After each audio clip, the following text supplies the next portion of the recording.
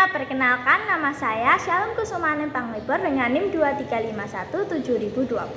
Saya Yuliatin dengan NIM 23517012. Dalam kesempatan kali ini untuk memenuhi tugas biomedik 2 dengan dosen pengampu Ibu Prita, kami akan menyampaikan mengenai sistem imun dan penyakit imun.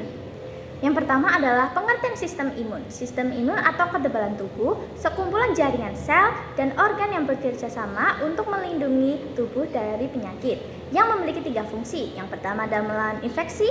Sistem imun dapat mengenali dan menyerang patogen seperti bakteri, virus, dan parasit. Yang kedua adalah menyingkirkan sel-sel rusak.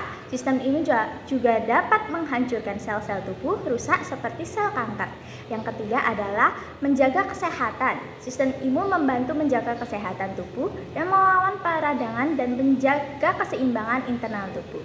Selanjutnya adalah komponen sistem imun. Yang pertama adalah sel darah putih yang berfungsi untuk menyerang atau menghilangkan patogen berbahaya, membuat tubuh tetap sehat. Yang kedua adalah antibodi, protein melindungi tubuh dari patogen dengan cara mengikat dan menghancurkan. Dan yang ketiga adalah sitokin, protein yang berfungsi untuk menyangkal efek samping dari peradangan dengan menyembuhkan kerusakan pada jaringan.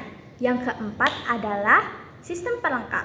Nah, sistem pelengkap ini adalah sekelompok protein yang bekerja dengan sel lain di tubuh untuk melawan patogen dan mempercepat penyembuhan cedera atau infeksi. Yang kelima adalah kelenjar getah bening. Organ kecil yang berbentuk kacang ini berfungsi untuk menyaring produk limbah dari cairan mengalir dari jaringan dan sel. Dan yang ketujuh adalah lipan yang berfungsi menyaring darah dan mendaur ulang sel-sel tua serta rusak untuk membuat sel-sel baru.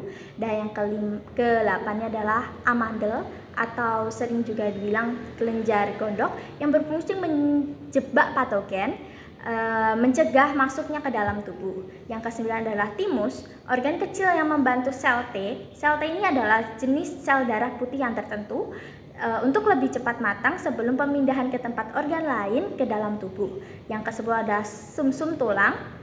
Jaringan lunak yang berlemak di dalam tulang ini merupakan pabrik sel darah yang diproduksi ke sel darah merah. Dan ke-11 adalah kulit, membantu masuknya kuman ke dalam tubuh. Dan ke-12 adalah makosa yang berfungsi untuk mengeluarkan lendir yang menangkap patogen kemudian dibersihkan dari tubuh. Penyakit autoimun adalah kondisi di mana sistem kekebalan tubuh ini mengalami kegagalan dalam menjalankan fungsi normalnya. Nah, ketika tubuh ini merasakan bahaya dari virus atau infeksi, maka sistem ini akan menghalau dan menyerang. Kemudian hal ini disebut dengan respon imun. Namun ketika autoimun atau sistem imun ini terganggu, maka kekebalan tubuh kita juga akan terganggu sehingga tubuh ini tidak bisa membedakan mana sel baik dan mana itu sel jahat. Selanjutnya yaitu ada penyebab autoimun.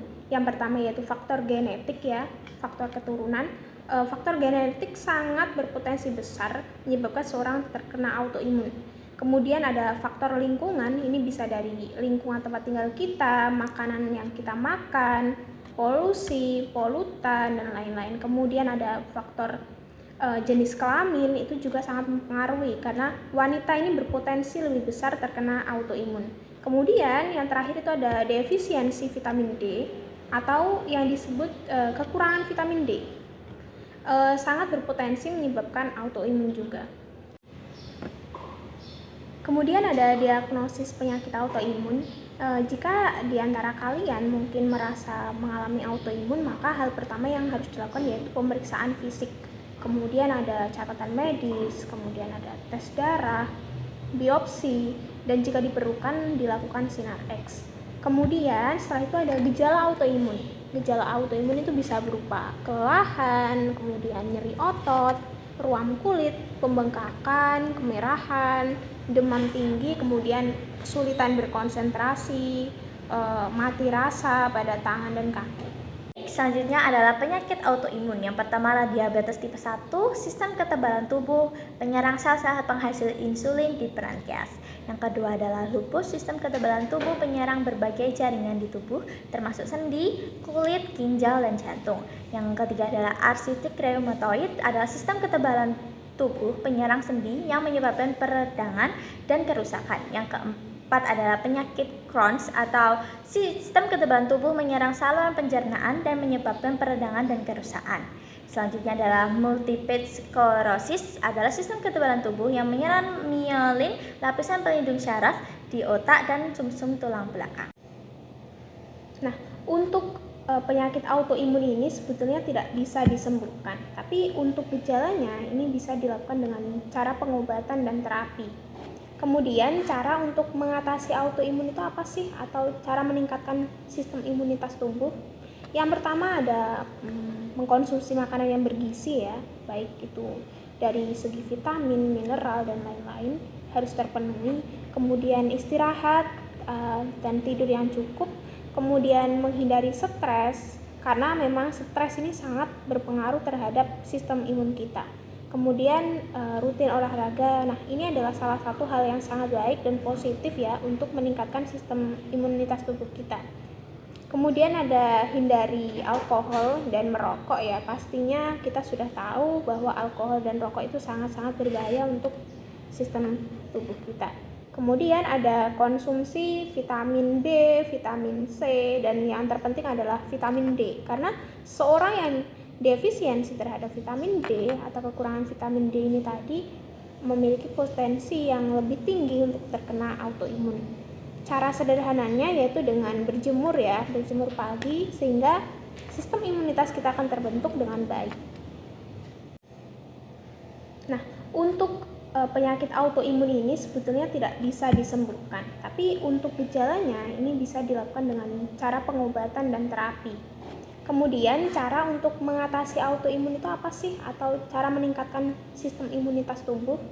Yang pertama ada mengkonsumsi makanan yang bergizi ya, baik itu dari segi vitamin, mineral dan lain-lain harus terpenuhi. Kemudian istirahat dan tidur yang cukup. Kemudian menghindari stres, karena memang stres ini sangat berpengaruh terhadap sistem imun kita. Kemudian rutin olahraga. Nah, ini adalah salah satu hal yang sangat baik dan positif ya untuk meningkatkan sistem imunitas tubuh kita. Kemudian ada hindari alkohol dan merokok ya. Pastinya kita sudah tahu bahwa alkohol dan rokok itu sangat-sangat berbahaya untuk sistem tubuh kita. Kemudian ada konsumsi vitamin B, vitamin C, dan yang terpenting adalah vitamin D. Karena seorang yang defisiensi terhadap vitamin D atau kekurangan vitamin D ini tadi memiliki potensi yang lebih tinggi untuk terkena autoimun. Cara sederhananya yaitu dengan berjemur ya, berjemur pagi sehingga sistem imunitas kita akan terbentuk dengan baik. Sekian video kami. Thanks for watching. Bye bye.